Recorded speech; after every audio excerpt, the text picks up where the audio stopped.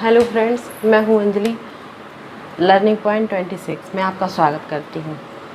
आज मैं आपको बताऊंगी बायोलॉजी के बारे में। बायोलॉजी में क्या होता है, बायोलॉजी की खोज किसने की और बायोलॉजी में किस किस चीज़ का अध्ययन करते हैं।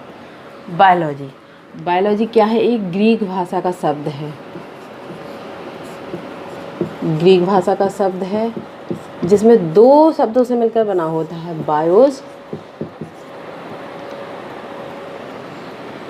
Logos.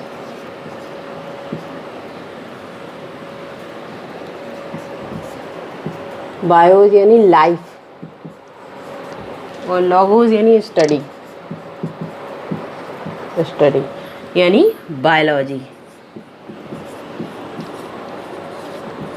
Biology life of study of life.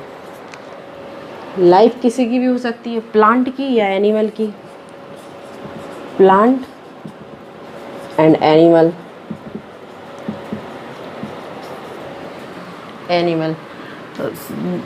1802 में दो साइंटिस्ट आए थे जिन्होंने बायोलॉजी शब्द का प्रयोग किया था। लेमार्क जो कि फ्रांस के थे, और ट्रेविरेनस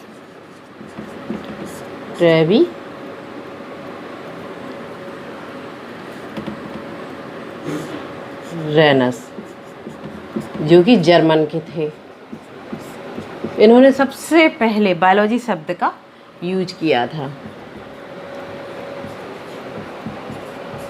जैसा कि हमने आपको बताया, बायोलॉजी क्या है? ग्रीक भाषा का शब्द है।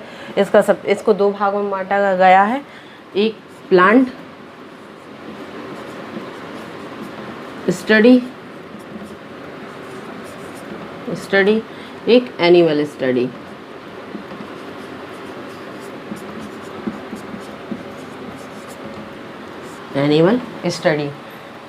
अब हम आपको बताएंगे कि जो प्लांट स्टडी है और एनिमल स्टडी है, इनको क्या कहते हैं और किन भागों में इसको हम रखते हैं, इसमें किस किस का अध्ययन किया जाता है। जैसे कि सबसे पहले बात करते हैं हम एनिमल की। एनिमल स्टडी है जो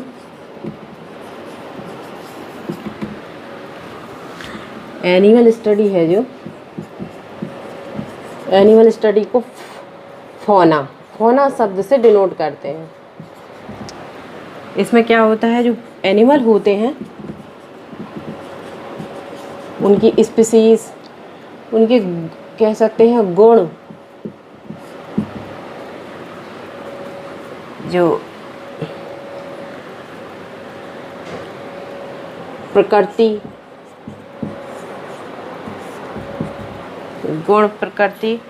और स्ट्रक्चर यानी संरचना।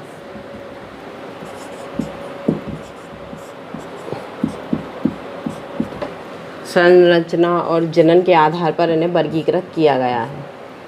ठीक है। और एनिमल स्टडी को क्या कहते हैं? एनिमल स्टडी को जूलॉजी कहते हैं। एनिमल स्टडी को जूलॉजी कहा जाता है। जूलॉजी का जन्म जूलॉजी को भी एक साइंटिस्ट ने शब्द दिया। ये भी ग्रीक भाषा का शब्द है। जूलॉजी भी ग्रीक भाषा का शब्द है। इसको भी एक साइंटिस्ट ने दिया। उनका नाम क्या है? अरस्तु।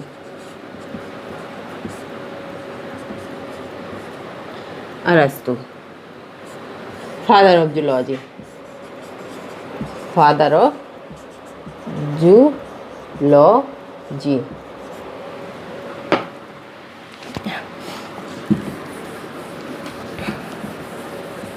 अरस्तु को फादर ऑफ जूलॉजी कहते हैं। अरस्तु को फादर ऑफ बायोलॉजी भी कहा जाता है।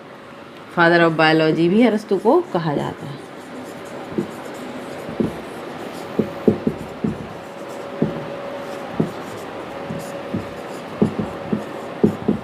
अरस्तु। अब एक साइंटिस्ट आए, जैसे कि मैंने आपको बताया कि साइंटिस्ट तो आते रहते हैं। जो अगले साइंटिस्ट आए, कैरोलस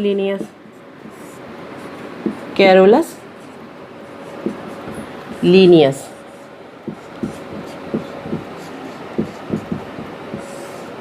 यह द्विनाम पद्धति की जन्मदाता है। द्विनाम पद्धति, इन्होंने भी जो व्यक्ति हैं या जंतु हैं उनको दो नामों में विभक्त किया। जैसे मनुष्य का इन्होंने नाम दिया होमो सैपियंस,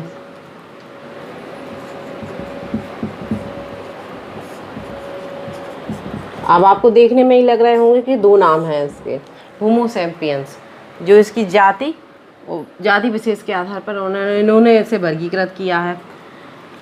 अब हम, यह वैज्ञानिक कहाँ के थे? स्वीडन के थे। स्वीडन के वैज्ञानिक थे कैरोलस लीनियस, जिन्होंने द्विनाम पद्धति को जन्म दिया और इन्होंने मनुष्य को होमो सैपियंस या किसी को भी, जैसे कि मेढाकैराना टिग्रीना और ऐसे इन्होंने कई नाम दिए, नोमेनक्लेचर का फादर कहते हैं एक तरीके से। अब हम आ जाते हैं पौधों पर। पौधों का हमने आपको बताया, प्लांट की जो स्टडी होती है उसे क्या कहते हैं? प्लांट स्टडी को बॉटनी। अब फादर ऑफ बॉटनी कौन है? फादर ऑफ बॉटनी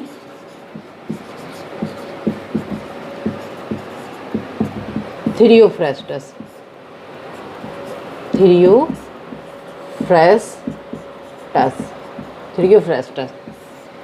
ठीक है। अब बॉटनी जो शब्द है यह भी ग्रीक भाषा का शब्द है। अब बॉटनी को क्या? बॉटन प्लस लोगोस। लोगोस माने तो आपको बता ही चुके हैं, स्टडी, जाहिर सी बात है। और बॉटन, इसे पादप भी कहते हैं और इसे बूटी मतलब जड़ी बूटियों से मतलब है इनका। बूटी मतलब जड़ी बूटियों से मतलब है। इनका अध्ययन इसमें किया जाता है। कई प्रकार के पौधे हैं जिनको उनके परिमाण या कह सकते हैं उनकी प्रकृति के आधार पर उन्हें वर्गीकृत किया गया है। सबकी अपनी अपनी गुणधर्म होते हैं, सब एक जैसे नहीं होते, हम आप एक जैसे नहीं होते, ऐसे पौधे भी एक जैसे नहीं होते हैं। और जो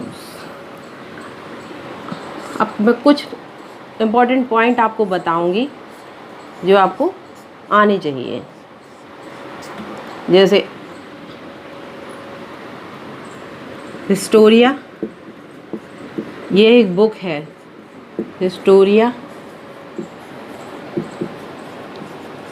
एनिमेलिया। यह किसने लिखी है? यह अरस्तू ने।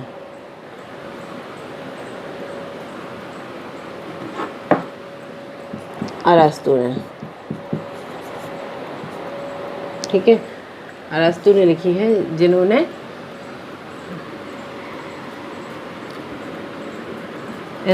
कई पौधों का इसमें वर्गीकरण किया है। Carolus Linnaeus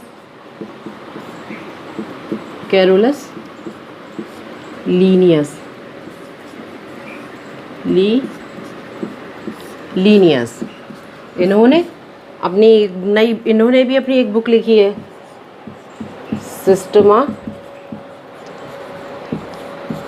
नेचुरी। अभी देखिए, हम आपको कई चीज़ों के बारे में बताएंगे। बायोलॉजी में तो कई चीज़ें होती हैं ऐसी। और देखो, फादर ऑफ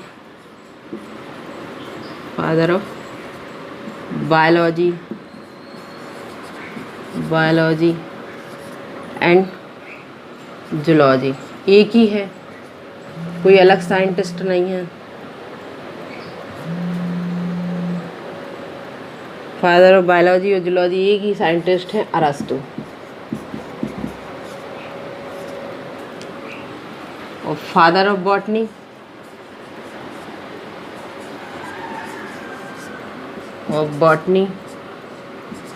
अब मैं आपको ये रिवाइज करा रही हूँ जिससे कि आपको ये बातें बिल्कुल ना भूलें, क्योंकि किसी भी टेस्ट में कोई भी हो, यूपीएससी के थ्रू निकला हो, ऐसे क्वेश्चन आते हैं जो आपको आने चाहिए। ये कॉमन है बायोलॉजी का। अगर यही आपको नहीं आएगा तो फिर कैसे चलेगा। और मैं आपको बेस से लेके चल रही हूँ जिससे कि आप हर एक टॉपिक को क्लियर कर सकें। अब मैं आपको अगली क्लास में बताऊंगी सेल के बारे में। सेल की खोज किसने की, सेल में क्या क्या आता है, क्या क्या ऑर्गेन्स, सेल किस किस में पाई जाती है और किस किस तरीके की सेल होती है। चलिए हम फिर मिलते हैं कल आपको इसी चैनल पे इसी समय पे, आपके अपने चैनल लर्निंग पॉइंट 26।